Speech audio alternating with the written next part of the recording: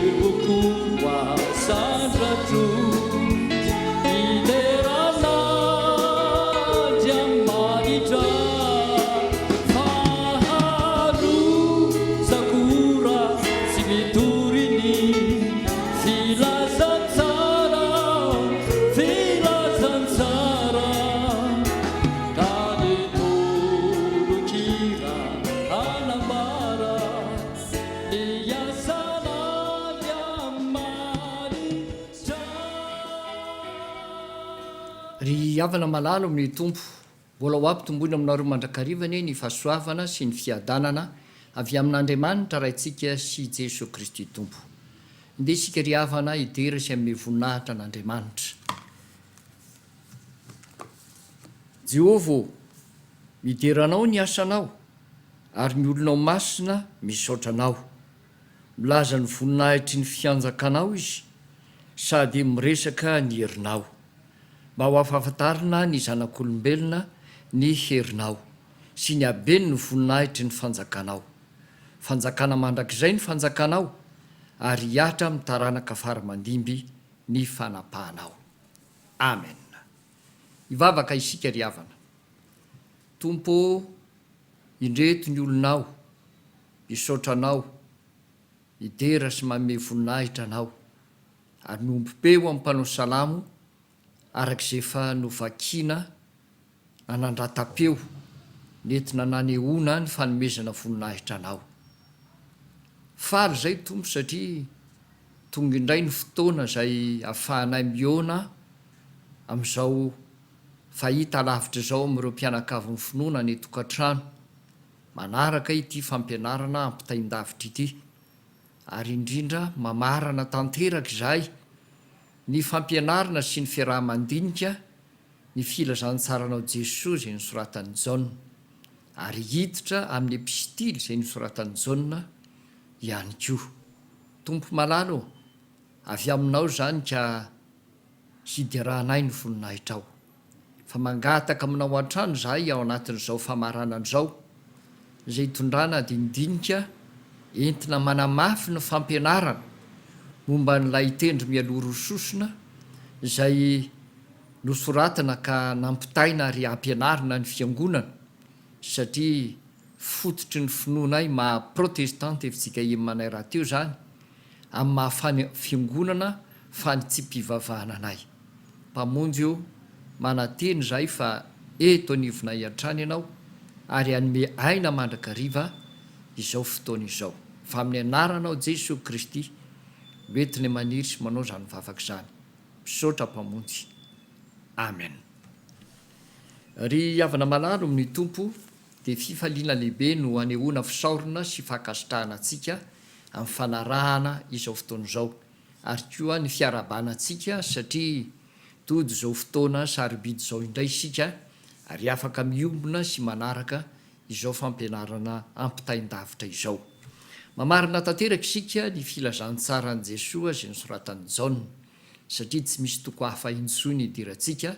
kanefa akatontsika tanteraka izany, ary fantatra hatrany am-piandohana fa ny amin'ny tendry mialoro sosona dia fampianarana apetraka ho lalipaka ho anatintsika, ary natomboka tamin'ity fampianarana ny fandiniana ny filazantsara an'i Jesosy izay nosoratan'i Jaona ity zany. satria ao raha teo no misy ny ankamarony zany teny sy fanambarana ary filazana ary lesona tsoahana momba n'izany tendry mialoha ro sosony zany koa dia amaraparan'izany sika dia mametraka eo ampelantanan'ny tompo a izao fotoan'izao mba ho lavorary anomboka ny fotoana ary isika izao a dia andeha misy teny vitsivitsy zay tsy maintsy entina amintsika mba hanamafisina ny fampianarana zay nambara tao anatin'ity filazantsarany Jesosy ny soratany Jaona ity momba ny tendry mialoha ro sosona ny voalohany zany a de ilay teny miverimberina matetika hoe mbola tsy tonga ny fotoako Jesosy de mamerimberina izany matetika ato amin'ity filazantsara zay nosoratany Jaona ity satria anambarany Jesosy io fa ny zavatra rehetra zay ataony fony izy tonga tetỳ ambany masoandro a dia misy antony misy dikany ary misy fotoanany avokoa zany ao amin'ny Jaona 2 ary ny 9 no ahitantsika azy voalohany amin'io fotoana io Jesosy le miresaka amin'ny Maria renin'i Jesosy zay ny voalazo anaty soratra masinao a lay nasaina tao amin'ny fampakaram-bady tamin'izay fotoana zay de lany ny divay ary de nanatona an' Jesosy moa zany a Maria niaraka tamin'reto mpikarakara ka nyteniny tamin'i Jesosy manao hoe lany ny divay an'reto mpikarakary reto de haitsika tsara ny toy ny nanambaran'i Jesosy fa Maria kosa teo anoloany zany teny nambaran'i Jesosy zany a de natoky ny amin'ity Jesosy ity ka nyteny tamin'reto olona reto hoe tanterao ary zay hambarany rehetra aminareo fa Jesosy kosa teo anatrehan'ireo olona reo a sy Maria de nyteny hoe mbola tsy tonga ny fotoako ary izany de mitarika atsika hoe ny zavatra rehetra tanterahiny tompo a de mandeha amin'ny fotoana ny avokoa tsy zavatra atematemaka akory ka amin'ny fotoana eo ampanaovana ka mahita zavatra manaitra na mahita zavatra manetsi-po de arakarak'izay nitondrana azy mazava ny mahandriamanitra an' Jesosy fefa voahevitra sy voakasa ary voatendry avokoa ny zavatra zay tanterahany rehetra ety ambany masoandro fa tsy miankina amin'ny ataka na atao hoe fakanasaina amin'ny olona no zavatra ataon'i Jesosy Kristy fa Jesosy arak'izany teny hoe mbola tsy tonga ny fotoako zany a de arak'izay efa voakasa sy voasaina hatrany amin'ny taloha mbola tsy voaorina ny fanorenana izao tontolo zao no efa nipetraka izany rehetra izany ary zany koa ny anehoana fa Jesosy lay tena Mesia zay nampanantinaina ho an'ny Jiosy hitondra famonjena ary hanangana ny olombelona amin'ny fiainana vaovao indray hanana anjara amin'le fanjakana mandrak'izay ary Maria tao anatin'izany a araky ny voalaza teo dia nahalala ny teny fikasana zay natolotra azy a raha nitondra voka an' Jesosy ary de zay indrindra no nanambarany tamin'reto olo reto hoe ataovy zay asainy tanterahanareo manaraka an'izay a dia ao amin'ny Jaona 7 ka eo amin'ny 9 sy ny 9 dia io no jerentsika indray satria misy filazana ihany koa ny aminy hoe mbola tsy tonga ny fotoako ho Jesosy resaka nataon'i Jesosy tamin'ireo rahalahiny zany zay hiakatra hamonjy ny andro firavoravona any Jerosalema ary tao anatin'izany fotoana zany Jesosy efa natateraka fahagagana maro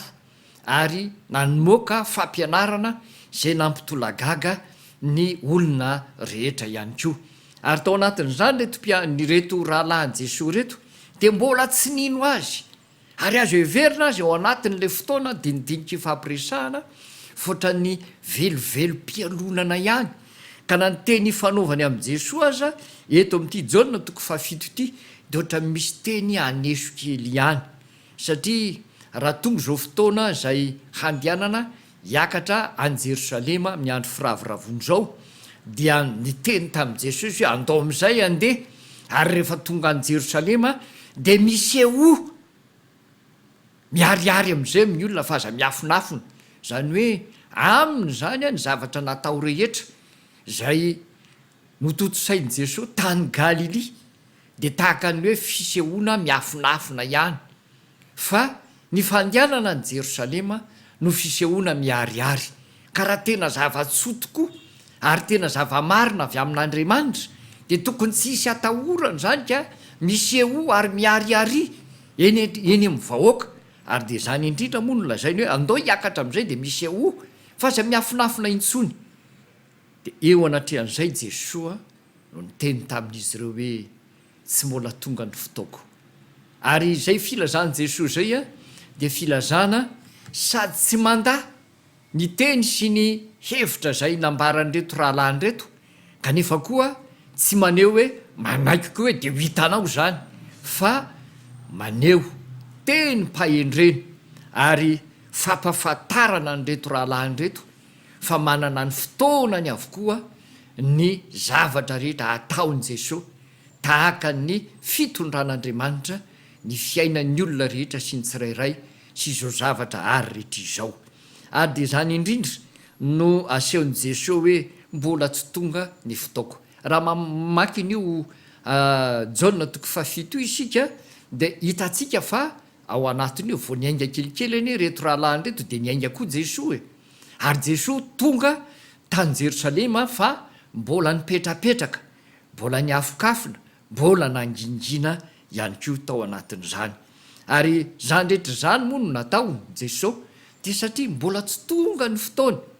ary satria efa fantatra Jesosy raha teo zay mety ho hevitry ny jiosy sy ny fieritreretan'ny jiosy eo anatrehan'ny fahenony zany laza tsara ny Jesosy nanao fahagagana tany Galilia zany zay efa nampiaiky ny olona tany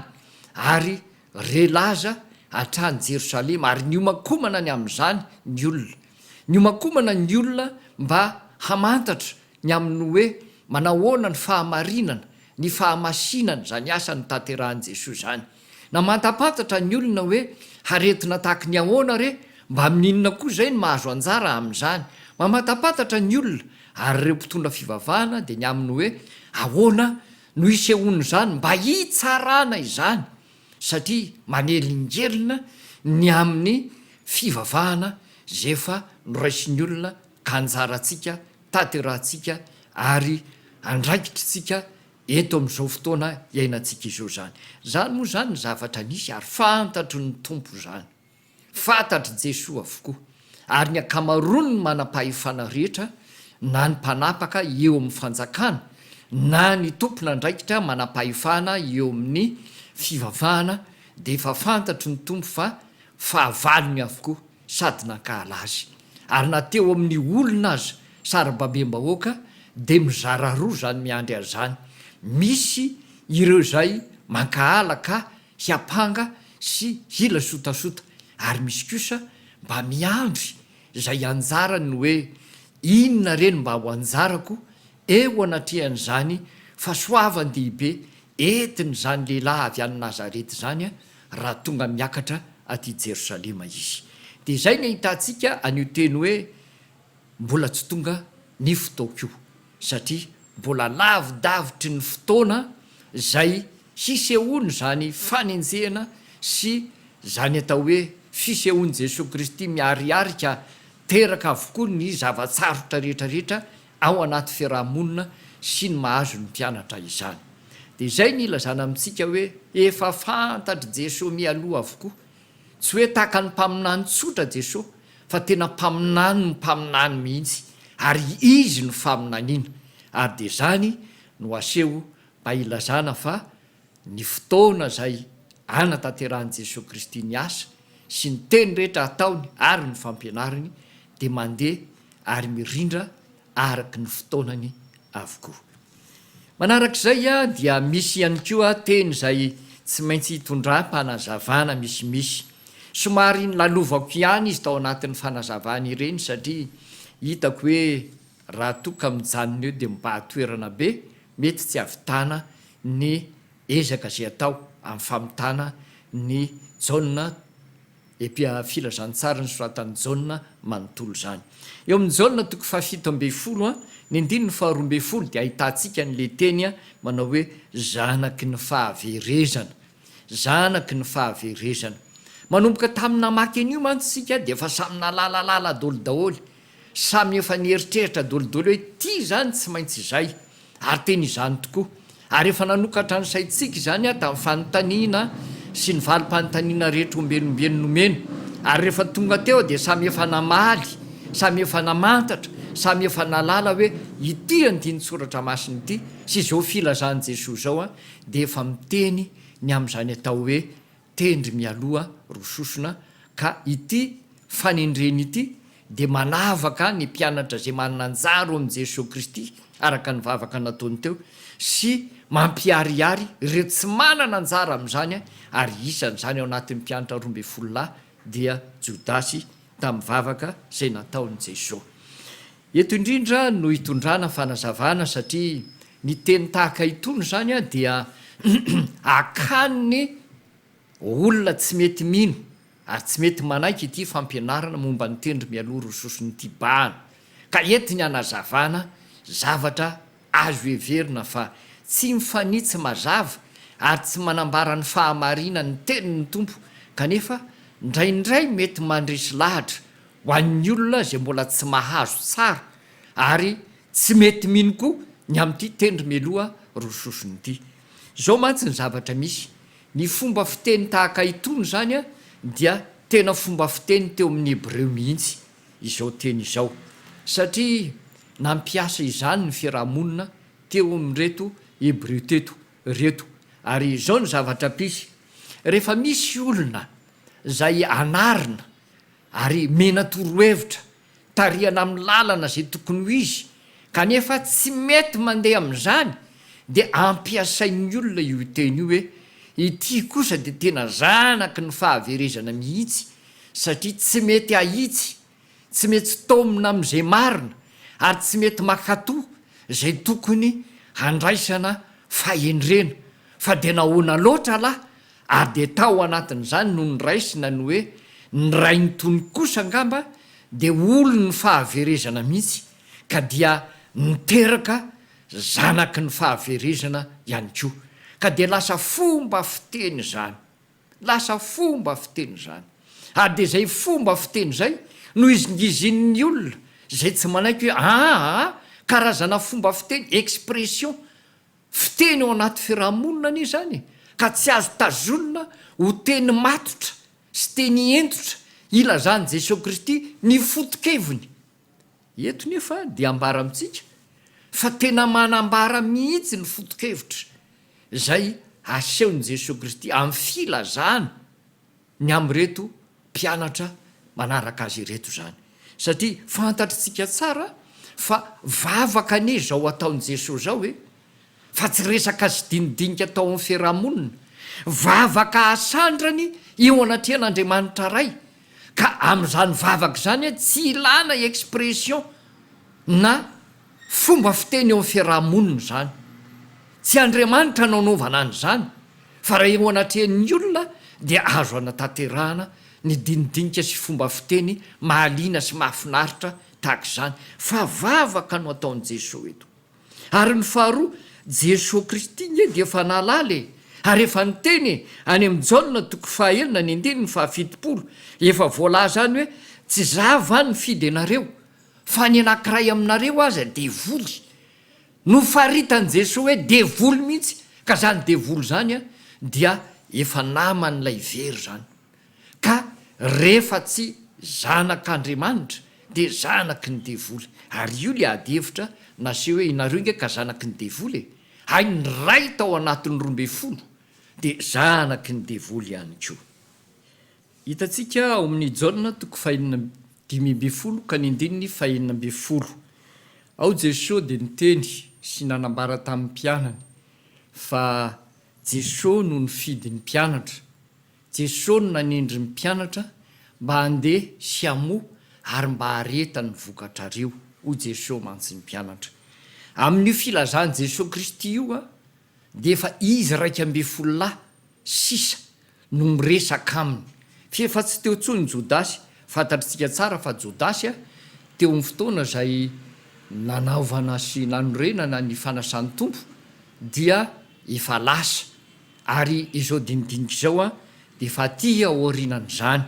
ary hitatsika eo zany a fa Jesosy raha nyresaka tamin'ny mpianatra ka ny teny manao hoe motsy zava ny fidy anareo ary di zany ho nanindry anareo mba andesy amo ary mba hareta ny vokatrareo. Jesosy eo a dia mampahery ny mpianatra zay andeha tokoa ka anatanteraka ny asa rehefa avy ny teny Jesosy amin'ny Jaona 4:4 io andeha ka ilozako ianareo ary nareo rery sisany hoe ty dia mampahery ny mpianatra Jesosy hoe aza matahotra fa zange ny fidy anareo zany nanindry anareo ary za no maniraka anareo a ka apateza sy apavokatra ny asa anareo ihany koa anomezana voninahitra ny ray sy any an-danitra ary dia ny mpianatra 12 no nahazo an'izany fampaherizana zany ary namerenana ny filazana hoe Jesosy no ny fidy azy efa niavaka mihitsy zany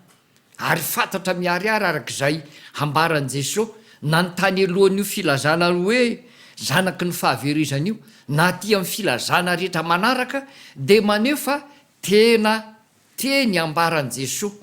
ampahamarinana fa tsy fomba fiteny fotsiny ny tenenan' Jesosy izany atao hoe zanaky ny fahaverizana ka manondro an Jodasy izany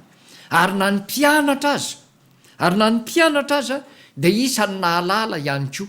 ary ny teny ao amin'ny asany apôstôly 2:5 hoe Jodasy ane rehefa tafasaraka taminy de lasa tany am'izay toerana misy azy izy zany hoe ety milaza le fahaverezana izany zany hoe Jodasy de nanomboka teo amin'ny fotoana zay nilazany Jesosy ny aminy ka nisarahany elany teo amin'ny latabatra tao anatin'izany fiombonana ny fankalazana ny sedera ny fetin'ny pasika zany a dia efa nirona sy nandeha nakany amin'ny lala ny fahaverezana any amin'ny lalana falehan'ny mpanota any amin'ny lalany mpaniratsira zay no nataony matsiaro sika amin'izany lay salamo zay fantatritsika fa salamo voalohany ary ny andininy voalohany sy ny faharoa ao anatin'izay nilazana amintsika hoe tsy teny na fomba fiteny tsotra fotsiny zany ka nampiasain'ny tompo nefa tsy misy sady tsy marina ary tsy azo antoka fa tena teny nataony vavaka ary nanambarany tamin'ny mpianatra fa azo antoka zany zavatra ambarany fa tsy fomba fiteny tsotra fotsiny zany ny ilazana amintsika fa na de teo anatrehan'ny tantaran'ny Petera sy Jodasy fotsiny ihany aza de miariary io fomba fiteny io mariny io fomba fiteny io inona ny mahatonga an'izany samy nany ihany izy mirahalahy na Petera aza nandahy intelo an' Jesosy Jodasy ny varotra an' Jesosy fa inona ny zavatra nisy ny zavatra nitranga de fantatritsika fa Petera dia nibebaka ary nibebaka ny ranomaso fa Jodasy kosa tsy tafaveriny intsony fa avy hatrany dia namono teny zany hoe ny eloka efa vita manginy fotsiny ary ny zavatra natao mbola tombony manaraka indray satria ny famonotena ihany koa de inisany ao anatin'ny famonon'olona ary ratsy noho ny mamon'olona aza ny mamono tena raha samy ratsy ihany ka samy meloka eo anatrehan'Andriamanitra. Ny manaraka an'izay a dia misy teny maro ao anatin'ity Jaona filazantsara an' Jesosy zay nisoratan'ny Jaona ity teny ny soratra masina faminaniana sy fahatanterahany atao hoe asa zay nataon'i Jesosy Kristy tety ambany masoandro sy ny zavatra hafa ihany koa ka ety nilazana sy nanoratany Jaona ny amin'izany filazantsara zany hoe mba hatanteraka ny soratra masina araky ny voalaza ny soratra masina maro zany hotononoko amintsika satria misy 12 eo izy a ary de santino any am'ireo 12 reo a nomentsika fanazavana rehefa avy eo ao zany Jaona 2:2 jauna toko fafito ny andiny fa valo amby telopolo, jauna toko fafito ny andiny fa roa amby efapolo, jauna toko fafolo ny andiny fa dimy amby telopolo, jauna toko fatelo amby folo ny andiny fa valo amby folo, jauna toko fafito amby folo ny andiny fa roa amby folo, jauna toko fasivy amby folo ny andiny fa efatra amby roapolo, jauna toko fasivy amby folo ny andiny fa valo amby roapolo, jauna toko fasivy amby folo ny andiny fa enina amby telopolo sy ny fafito amby telopolo, ary jauna toko faharoapolo ka ny andininy fasivy. Apetraka eo amin'ny fafana izany mba ho arakitsika tsara fa dia notononiko izy aloha anambarana amintsika fa maro ao anatin'ity filazantsara izay nysoratany jauniny tya ny milaza ny momba ny hoe mba hatateraka ny soratra masina araka ny soratra masina. Hosinganiko araka voalaza teo reto andininy soratra masina ireto. Ny jauna toko fahatelo amby folo ka ny andininy fa valo amby folo. Io dia fahatateran'ny teny izay voarakitra ao amin'ny salamy fa araiky amby efapolo ny andininy faharoa. Milaza ny fitaraina ny Davida, lay ampahorin'ny olo tsy tia sy ny sakaiza manody. Ampahorin'ny olo tsy tia sy ny sakaiza manody. Davida ao anatin'io salamy io dia tena mitaraina, mitalao mihitsy. Ary eto dia niatra amin'ny Jesosy mihitsy izany ka aseho ao anatin'izao soratra nataony jauna zao, zany fahataterahan'ny tenyny soratra masina zay nambarany Davida ka nataony salamy vavaka tany aloha efa fotoana ela tany aloha tany, zay miahatra amin'ny tompo ankehitriny ka dia soratan'ny filazantsarany jauna ao amin'izany. Ny faharoa dia eo amin'ny jauna toko fafito amby folo ny andininy faharoa. Reny moa dia tsara ihany hijerentsika azy rehefa manaraka itsika izao fampianarana zao satria manambara amintsika zavatra betsaka zany kanefa tsy hamaky ny andininy soratra masina momba zany intsony mba tsy halava ny fotoanantsika. Eto kosa dia ny momba ny Jodasy mihitsy ny nolazainy eto satria Jodasy izay isan'ny notandreman'ny tompo no voalaza eto amin'ity atao hoe vavaka nataony Jesosy ity, satria araka ny soratra masina dia hita zany ao amin'ny salamo fahasivy amby zato ka ny andininy favalo. Io dia milaza ny fialana ka lasa ny olo-kafa ny anjara rarahany, lasa ny olo-kafa ny anjara rarahany. Ambary io soratra masina io, Jodasy niala teo ary eto Jesosy Kristy raha miteny hoe efa nampahafantariny Jesosy ny mpianatra ny anaran'Andriamanitra ary dia fantatry ny mpianatra zany. Notandremany Jesosy Kristy ireo mpianatra ireo ka efa mahalala an'Andriamanitra, afa-tsy ilay zanaky ny fahaverezana ary dia io no voalaza sy voatondro ho filazana ny hoe lasa izy ary dia lasa ny olo-kafa ny anjara raharahany. Ary zany moa dia hitantsika fa ao amin'ny boky ny asan'ny apôstôly dia miresaka momba ny fifidianana lay apôstôly ray zay tsy eo intsony satria namadika ny tompo, kanefa ny apôstôly dia tokony ho 12 araka ny isa zay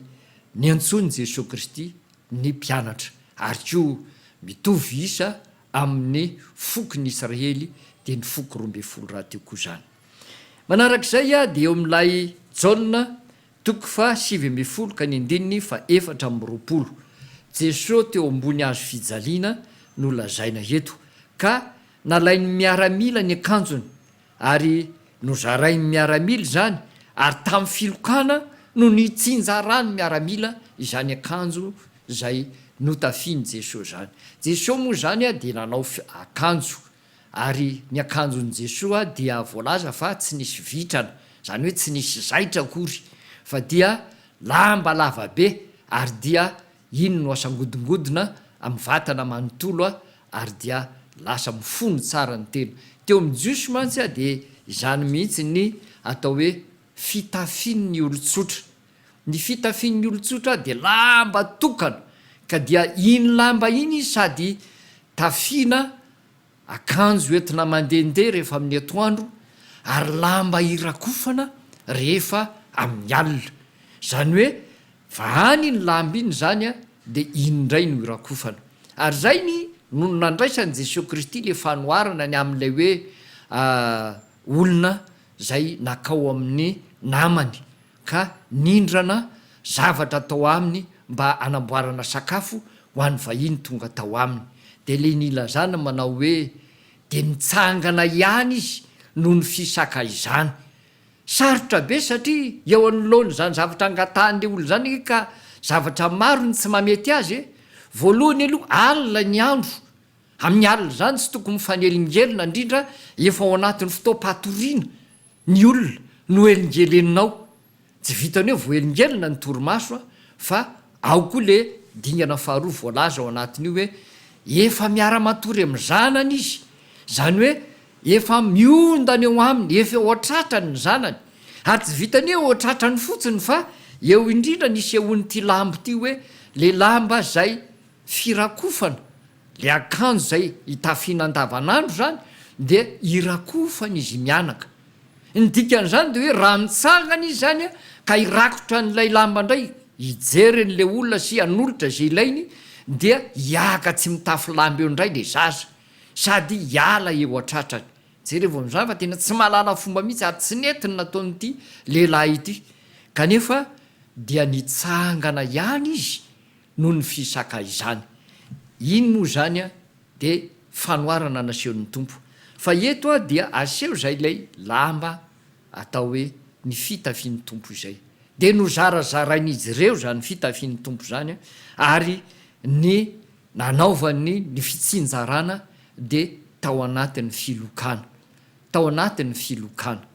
de izay indrindra no hita ao anatin'ny boky salamo faharoa amby roapolo ny ndininy fa 20 io de mbola salamo nataony davida ihany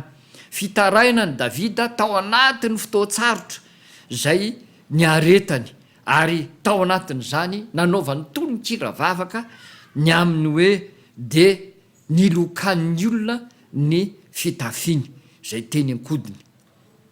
manaraka an'izay a de eo amin'ny Jaona 7:10 ny ndininy fa 20 eto kosa zany a dia ahitantsika n'le teny zay nambaran' Jesosy rehefa akaiky ny farany ary zany mihitsy no voalaza eo hoe Jesosy efa nalala fa efa akaiky ny fotoana farany ary tao anatin'izay Jesosy de niteny hoe mangetaheta aho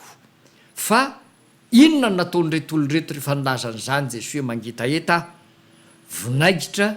no nomeny osotrony ary tao arin'izay dia ny tenin'ny tompo hoe vita de nanolotra ny fanahiny izy tao arinan'izay tompo de niteny hoe vita de nanolotra ny ainy izy io fanolorana vinaigitra io koa de fa nambara tany aloha rehetra tany ary davida tao anaty fitarainana ihany koa mbola nanao tononkirambavaka mikasika ny momba an'izany ao amin'ny salamo 8:20 ny ndiny faraiky amby 20 davida mitaraina mangetaheta kanefa de nampisotrona vinaigitra zava-mangidy ary azo lazaina fa tsy tokony famahana olona ao anatin'zany atao hoe etaeta izany ary ny olona mangetaheta zany raha mena vinaigitra zany de vomaika mandoro azy zany satria matoa izy mangetaheta efa maina zay ny tendany ka zavatra manaikitra indray no nomena azy eto de le vinaigra zay azo lazaina fa tena mahery vaika mihitsy no ampiasainy efa akaiky ho taoka zany vinaigra zany zay le ao satria ny vinaigra teo amin'ny jiosy zany de nampiasaina tamin'ny atao hoe fitsaboana ihany koa ny fikarakarana azy tatahaka ny alkôly izy zany fanadiovana zavatra ary fitsaboana ihany koa fampitsarana razy mandeha ary zany zavatra zany de fandevonana ihany koa zavatra mahery vaika ary ampiasaina amin'ny sakafo ihany izy fa kely de kely no ampiasana azy ary de zay moa ny ilazana azy hoe vinaigra satria zay zavatra zay no fampiasa azy ary eto de zany no nomena ny Jesosy Kristy ao anatiny etaeta de midiky zany a fa teny hoe fampahoriana nanampy fahoriana ary fanesona sy famonoana izay no hevitra zany ary de tanteraka teo a fa izany mihitsy nazo an'i Davida sy fitarainana nataon'i Davida ary Jesosy Kristy no niarany zany arabaky teny a teo ambony hazo fijaliana. Mamarana izany atao hoe teny momba ny soratra masina zany sika ary mamaraparina ihany koa izao fanazavana zao. Eo amin'ny Jaona 7:20 a manomboka amin'ny 9:7 sy ny 7:30 no resahantsika. Ao anatin'io a de misy dinidinika sy resadresaka tsara ihany ny alalantsika azy. Tsara ihany ny alalantsika azy. Eo amin'io fotoana io a dia fotoana zay efa atao hoe nahafatesan'i Jesosy. Satria hitantsika eo amin'ny 9:20 a ny teny Jesosy hoe vita de nanolotra ny fanahiny izy. Nanolotra ny fanahiny izy. Ny filazana an'izany hoe nanolotra ny fanahiny zany a de ety milaza zavatra hafa. Zavatra hafa. Ny filazana an'io de tsy hoe rehefa ny teny hoe vita izy de maty. Tsy zay ny ambara eo. Fa nanolotra ny fanahiny izy. Jesosy zany a araky ny lazainy teo anatrehan'ny fitsaran'ny Pilato de tsy ananan'iza aniza fahefana na hovonona aza. Ary zay le aseho eto hoe na nikasa hamono azy aza ny miaramila na nikasa hamono azy eo ambony hazo fijaliana aza ny vahoaka sy ny sisa ary indrindra ny mpitondra fivavahana Jiosy tsy anana an'izany fahefana zany izy. Raha i Pilato aza ny teny taminy hoe za manana fahefana hamotsitra anao ka tsy ho faty ianao de ho Jesosy tsy manana fahefana amiko ianao. Fa Jesosy ihany manana fahefana ny aminy. Eto zany a dia natolotry ny tompo ny fanahiny. Ary zay fanolorany Jesosy Kristy ny fanahiny zay a no nilazana fa nilaozany lay vatana ara-nofo teo ambony hazo fijaliana ary ny fanahiny de niakatra ho any amin'ny ray lay naniraka azy. Ary zany no hitantsika eto tao anatin'izany fotoana zany a no niditra izao dinidinika izao a ary ho toizantsika zany a rehefa avy eo. Toy izao no toyny a raha jerentsika io tantara io. Niantona teo ambony hazo fijaliana Jesosy a ary rehefa akaiky ny fotoana satria efa akaiky ny Paska, efa hariva ny andro dia nijery ny miaramila hoe ohatra mbola midradradratra reto roalahy jiolahy reto zany hoe mbola tsy maty zany de notapahany ranjony mba ho faty aingana. Ary rehefa tonga teo amin'i Jesosy izy de efa hitany fa efa nodimandry ny tompo. De zay no voalaza fa tsy notapahina ny tongotry Jesosy satria efa maty sahady izy. Ary tao anatin'izany a no aseho ny fahataterahan'ny teny mikasika ny momba an'izany. Hita ao amin'ny Exodosy 12 ka ny 9 fa 4:7 zany. Ao anatin'io Exodosy io a dia misy dinidinika sy resaka ao anatin'le fotoanany loza folo. Ka ny am'le loza fahafolo ny miresaka momba azy ity. Ny loza fahafolo a de miresaka momba ny hoe mamono zanak'ondry ny amin'ny Paska zany. Namono zanak'ondry eo ny zanak'Israely ary ny rany zanak'ondry a de natete teo ambony ny tolambaravarina sy teo amin'ny andaniny roa avy. Ka zay nisy an'izany rany zanak'ondry zany a de nodingan'ny anjely mpandringana fotsiny a fa tsy niara-ny fahafatesana ny lahy matoa tao amin'ny trano sy ny tanàna. Ary zany indrindra eto no resaka ilazana ny amin'i Jesosy hoe lay zanak'ondry ny Paska. Jesosy de Paska vaovao. Jesosy de Paska vaovao. Ary mbola mifamatotra amin'izany ny raharaha misy eto. Ny famonoana ny zanak'ondry araky ny voalaza eto de zao.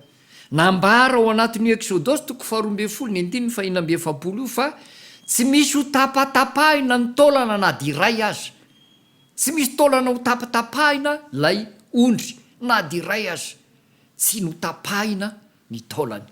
Ary de eto amin'ity Jaona 4:9 sy 7:30 ity de hita fa tsy notapahina ny taolany Jesosy ny ranjony zany rehefa nijery zany ny miaramila. Ary hita marimarina sy miariary moa zany a satria ny fitsanganan' Jesosy Kristy tamin'ny maty a de tsy olona tapatongotra na olona nanana kilema na olona nisy olatra ny tongony satria ny nanomboana an' Jesosy tamin'ny hazo fijaliana de nisy olatra ny tanany ny nandefona anazy a de nisy olatra ny lany vony sao tsika mieritreritra hoe foana zany ndikan'zany raha notapahina zany ny tongony ka nytoy de nisy olatra ihany koa zany fitohizany zany fa tsy notapahina ny tongony ary eo de tanteraka io amin'ny exodosy io ny faharoa zany a de eo amin'ilay voalaza ny Zakaria toko fa 12 eo amin'ny voalaza ny Zakaria toko fa 12 a de ahitantsika dindinika indrindraindrindra ny mikasika ny amin'ny hoe nijery zay nolefonina izy zay moa zany a no hitantsika ao amin'ilay 17 io de io a de voambara any amin'ny faminaniany Zakaria toko fa 12 ka ny 10 ao Zakaria de manambara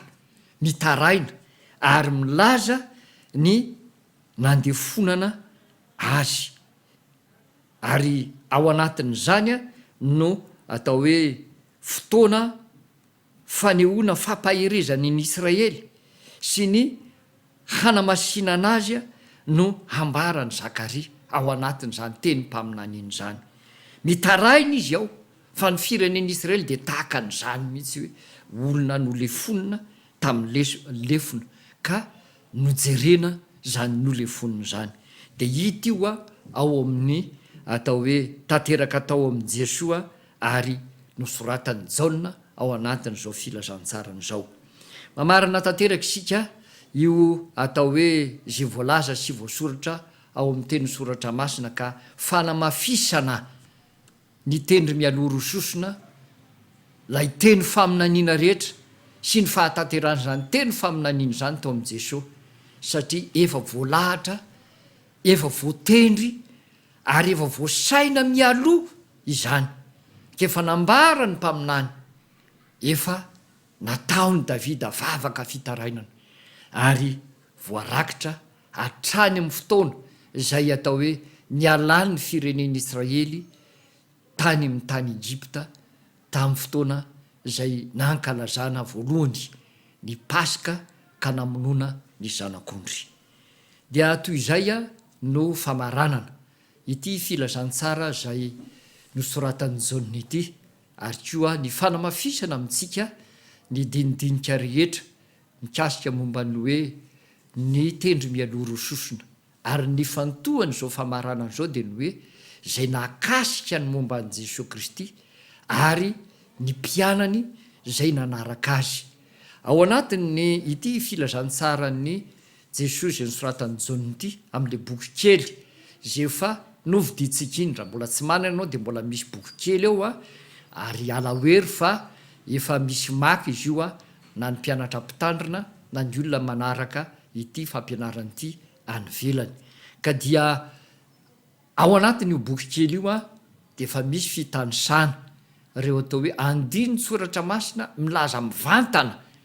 ny amin'ny anjarantsika kosa ny amin'ny hoe ny olona no fidin'ny tompo ny olona sy ny anjarany amin'izany fanjakan'Andriamanitra zany de tsara ny ananantsika n'izany ary amerianantsika hijery ny amin'ny hoe anahoana ny filazana sy ny fampianarana momba n'izany rehefa tapitra sy vita izao fampianarantsika izao ndeha ary isika riavana hivavaka ho fanakatonatsika ny fampianarana hivavaka isika tompo misaotra anao zahay ny fahatanterah ny fiarahanay mandinika ny filazantsaranao Jesosy zay nosoratany Jaona hanao reny tompo ka nampitaindavitra ho an'ny olonao ary manateny zay fa ireny mpanomponao zay nanaraka hatramin'ny voalohany ka hatramin'izao faran'izao ity fampianarana ity sy niarana ndinika sy niarana maky izany boky izany dia hitombo finoana sy fahalalana tsaranao Kristy ary atokony fampianaranao fa Andriamanitra manendry ny fiainanay ianao ary zany fanendrenao zany tompo tsy tandrametaka akory ka my fotoana zay mahamety eny ampandehanana eny dia eny no atao, eny no tanterahana. Fefa voahevitra sy voasaina anao atry ny fony mbola tsy voaorina ny fanorenana ity zao tontolo izao ity,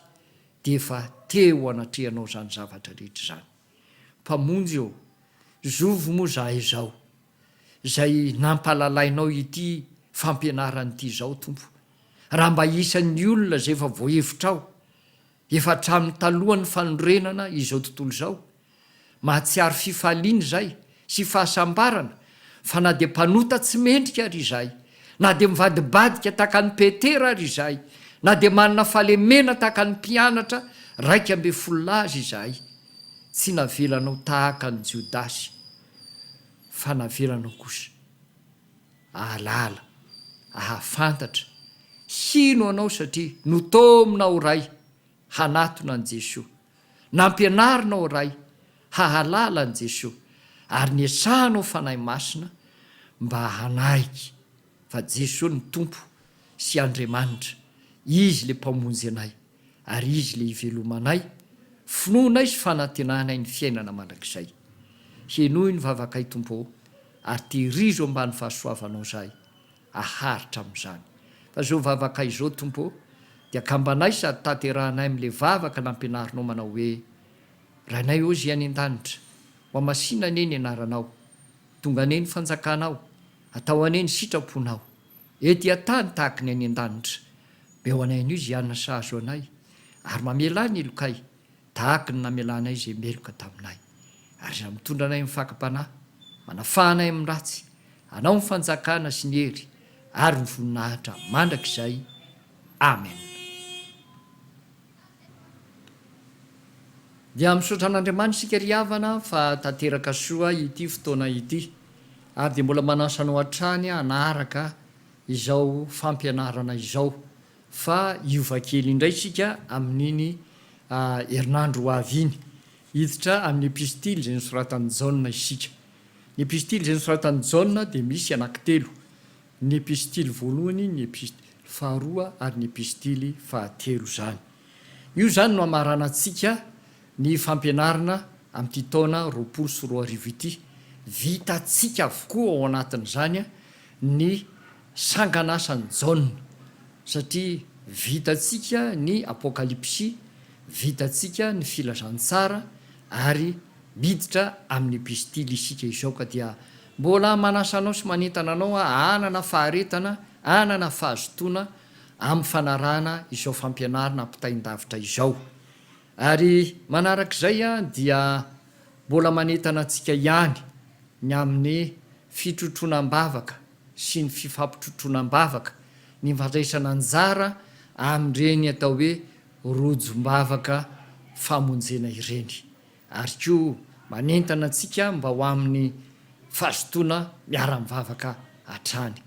Zao dia ambara amintsika fa amin'ny alahady ho avy izao dia hiaraka amin'ny zanak'ampelezana isika,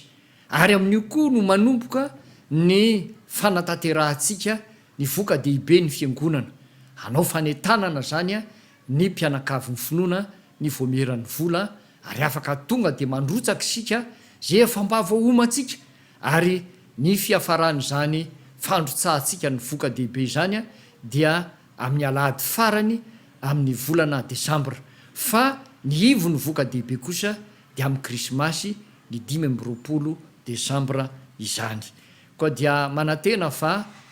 isika paribe famonjena zay matahiry ny finoana mifankaty mazoto amin'ny fanompona, dia tsy hanadino an'izany rehetra izany, ary andray anjara araky ny fitahian'Andriamanitra antsika sy ny fahasoava zay narotsany ho antsika. Jereo ny ry havany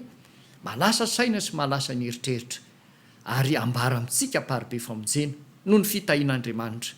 Sarotra ny lalovan'ny fiangonana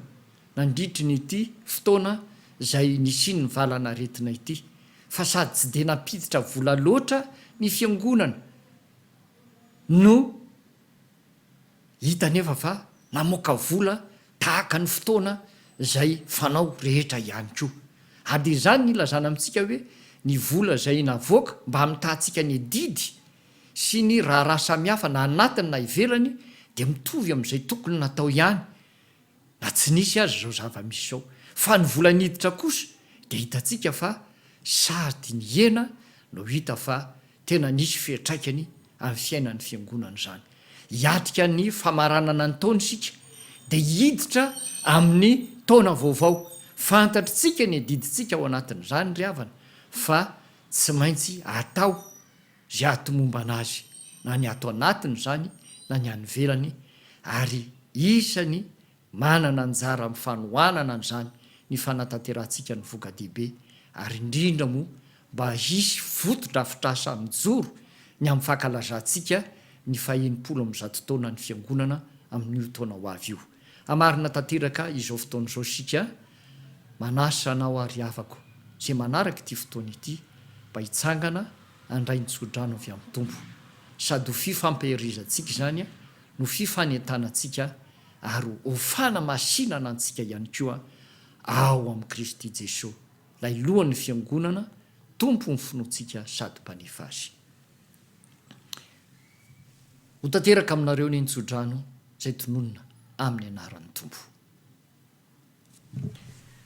Andriamanitra ny fiadanana izay nitondra ny Jesosy tompo mpiandrondro lehibe hiala maty,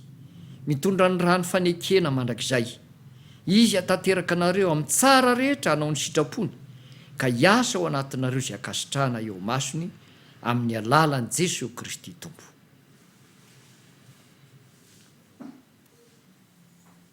Ho an'Andriamanitra iry aneny ny voninahitra amin'ny anaran'ny Ray sy ny Zanaka ary ny fanahy masina. Amen.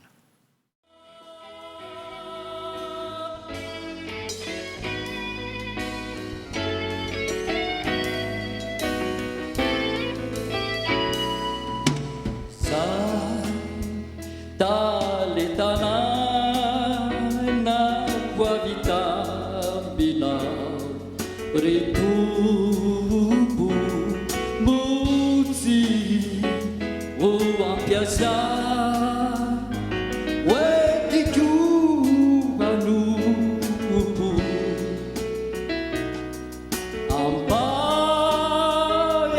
ambaerire rala vogeza mpautana ituri tenyankira ama nikatani satana faharu zakura simiturini filazansara kanifebukunwa sanzatu iterana diamanita fahadu zakura simetu